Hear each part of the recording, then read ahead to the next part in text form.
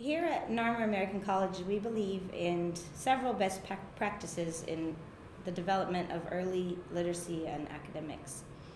For example, one thing that we believe in is to grouping the kids cooperatively, both in their seats at their desks and also whenever possible during games and learning activities.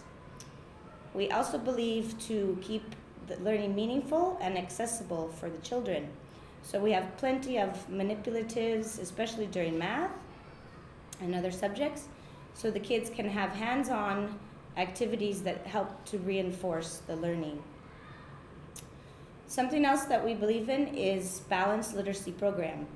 And that means that we balance between the phonics and whole language approach. So for the kids, they need to have on hand, as well as explicit phonics instruction from the teacher.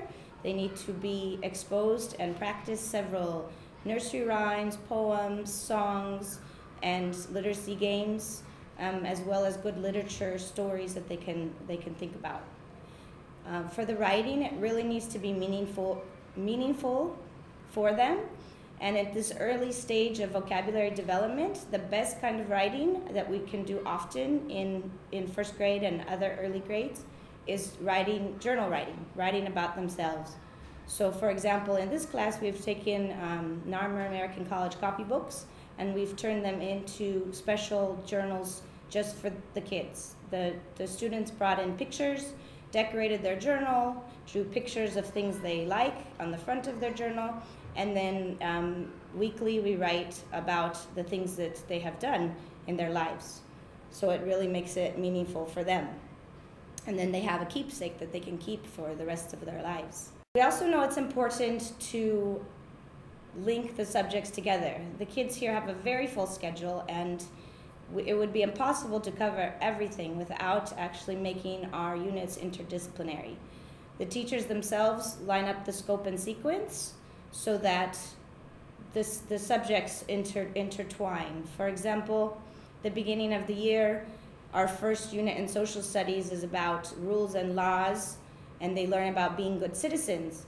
And our first unit in reading is about making friends, so they can practice being good citizens by being kind to each other and responsible together and respecting each other, just like good citizens would. They have to learn about voting in social studies, and this is a kind of a tricky idea for the kids.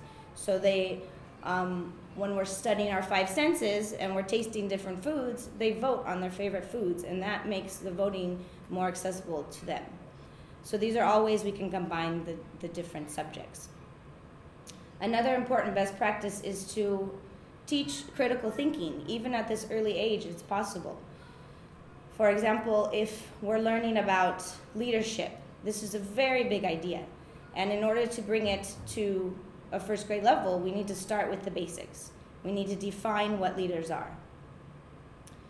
After the kids can actually start just listing leaders. What is an example of a leader? A coach, a teacher, a principal. Those are leaders right here in our school. Then we need to work on what are the jobs of these leaders. The principal is in charge of the school, where a teacher is just in charge of the classroom. So they can start to see the similarities and differences. And if you want to take it to another level, then we start saying what makes a good leader. And the kids can start actually evaluating leadership. Should a leader be on time? Should a leader be kind? Or how can you be kind and firm? These are all things that we talk about together.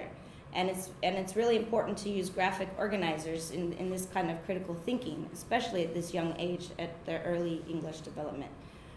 We can use T-charts to define things. We can use concept maps to